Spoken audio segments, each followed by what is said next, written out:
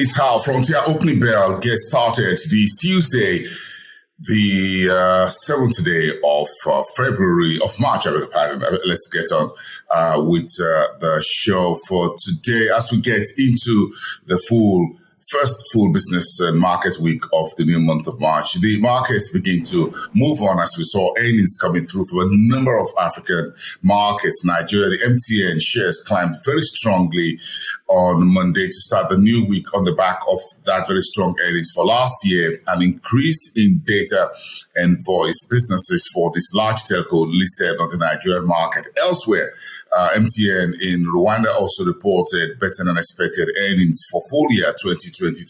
So it's been a pretty good 2022 for MTN across a number of jurisdictions where it operates on the African continent. The Nigerian market up by 14 basis points. On Monday, aside MTN, in the industrial goods, Lafarge Africa also reported better than expected earnings. You've got Transcorp Hotels reporting a whopping 172% jump in 1 year profit after tax. Revenue was up roughly 50% as Nigeria's reopened after the COVID-19 pandemic of 2020, a much better than expected earnings from Transcorp Hotels. All of that put together with Julius Berger, the iconic construction giant in Nigeria, leading the market among the top 5 movers in percentage terms on Monday. So quite a very decent Monday to start in West Africa. Also here in West Africa is the BRVM, which where the composite also went up 0.27%, bit bigger than Nigeria's market. The Ghana stock market fell about 0.47% on Monday. In North Africa, the Egyptian market started the rest of the week with us down by 14 basis points on the GX30, while the Nairobi securities market fell by 0.3%. That's about a little above a quarter of a percent. And the GSE up by 0.5% at 78,698. The GSE All-Share Index is still looking for that 80,000 reading where it was sometimes in early February. Great. So let's check into the big stories making headlines. We've got quite a whole lot for you. And as always, we're starting from East Africa, where President William Ruto has signed the supplementary budget for 2022-2023 and full subsidy about 34 billion rand, according to some media reports, been stolen in Kenya. And London-listed Marula Mining is hiring the PwC, which is one of the world's leading advisory firms, for its entry into the East African community. The PwC will help the mining company design a strategy of coming into East Africa. In the meantime, the Central Bank of Kenya has denied some of the biggest banking names the plan to raise tariffs or to raise rates on their loans to customers. Out of about 39 banks, 24 were approved, and they were largely small banks within the banking space in East Africa's biggest economy. And I just talked about MTN Rwanda earlier. Just a full year 2022 revenue up by roughly 20%. Earnings before interest, taxes, depreciation, and amortization was better by 20.9%. Net profit, however, fell by 12.8%. Earnings per share also down by 12.7%.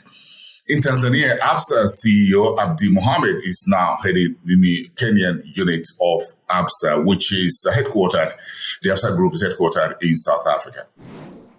Let's now check with our colleagues in West Africa. What's the big news around Moody's yesterday? Investor Service issuing what you call an issue comment on Nigeria's election says the disputes and legal tussle around February 25 general elections will likely hurt Nigeria's approach to make fast and quick reforms on the state of the economy and the credit challenges that the country face.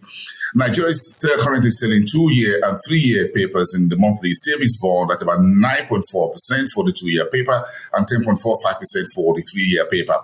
Transcorp Hotels, I touched on that a bit earlier. The opening, Transcorp Hotel reporting a bumper 172% profit jump for full year 2022.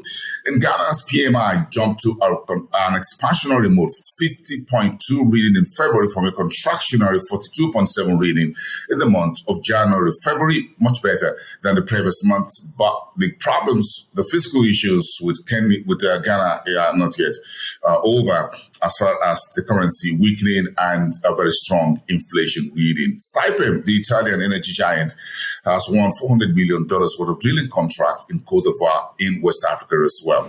Let's see what South Africa looks like with the news yesterday evening after some delay. President Cyril Ramaphosa announced a new deputy prime minister, who's the current premier of Gauteng, Paul Matashile, was the new deputy president, while the former deputy president bowed out of office to pursue other interests. Part of the cabinet reshuffling done by President Ramaphosa was the creation of two new ministries. The first, the Minister of Electricity, which is going to deal with Eskom load shedding specifically. And the second minister and the new Minister of Monitoring and Evaluation will look at the performance of South African government and try to help right-size the government, make sure it's optimum, evaluate projects, MDAs, and all of that, and try to have a leaner, slimmer, but better and efficient government in South Africa. Nedbank reporting a mouth-watering earnings, the first in the bank's history, paying a dividend of about 866 cents.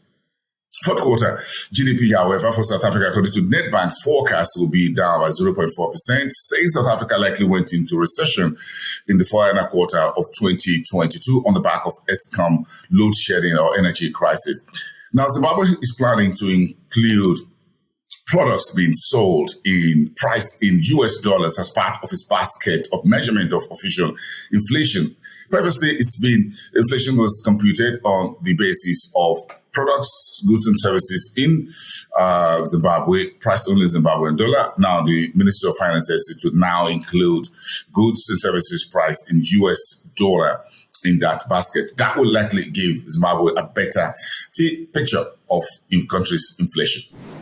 And finally, in North Africa, quite a couple of big headlines as we get on to the middle of the week, with Egypt's PMI coming through for the month of February, hitting 46.9%. That's the contractionary. That's according to the S&P Global. Protests and angst in Tunisia against President Said's comments on racism, and that's no good news for the North African economy. And Morocco is leading North Africa in soft power index and economic freedom. That's according to a new report. While Moody's has affirmed Africa's trade insurance A3 financial strength rating, and the outlook revised from stable to positive. And we say congratulations from all of us here at Frontier Africa Reports. I am Bosin Namafai. Have a great day, and I'll see you next time.